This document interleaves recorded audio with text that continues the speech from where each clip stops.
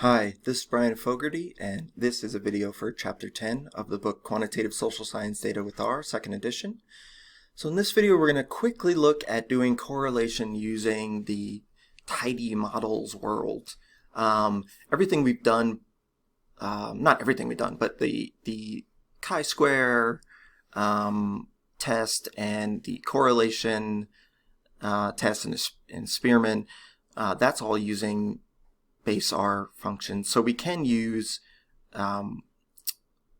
a package and functions from this package known as corrr, isn't it? Yeah. 3R. And so we would want to do this, you know, if we want to kind of keep it all in the family. I mean, there's reasons for doing this, specifically if we want to save the correlation matrix that is produced and use it for something else and use it in something that's tidyverse friendly. We could do this. That's nice. That's nice. All right. So we're going to just look at two quick examples. All right, we're going to do SIMD, and we're going to use the same variables we used before. And then we use a select function. We haven't looked at this in a while. The select function is sort of like the it sort of subsets it. It specifically selects particular variables or gets rid of, right, if we do that, the minus, the negation.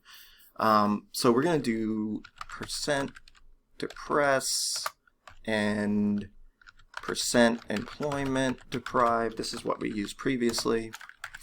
Okay, so we're looking for a correlation between that, and then we're going to just use the function correlate, and then I'm going to include this. I don't even know if we really need it, but we're going to use complete obs, which means calculate the correlation for observations that are complete without missing.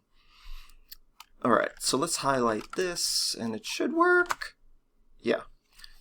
It shows in red here, which again, red is always scary. It should be a different color. But it shows us actually a 2x2 tibble. Again, that's probably the benefit of using this. Looking at the correlation, 0.802, it says rounded. It gives us both sides. It gives us the lower and upper triangle. So if we wanted to, we could get rid of that by including the shave function, which shaves off by default the upper here. So now it's NA. I don't really like this to be, again, its usefulness comes in when we want to save it as a tibble. When we've got a bunch of them, we save them as a tibble, use it for something else. I like just to, you know, if I'm just doing a regular correlation, I'll just do the core test. But again, this value corresponds to what we found previously. It should, otherwise it'd be weird. All right, so this is just a real quick video on doing correlations within the Tidymodels world. All right, so thanks for watching. This is our last video of the chapter, so as with tradition, I'm going to knit the file, and we're going to see how many errors there might be. I'm going to let it run. It should be quick. Let's see. Waiting. And there we go. It looks like it worked. Yay. Okay. All right. That is it for this video. So thanks for watching. I'll see you next time.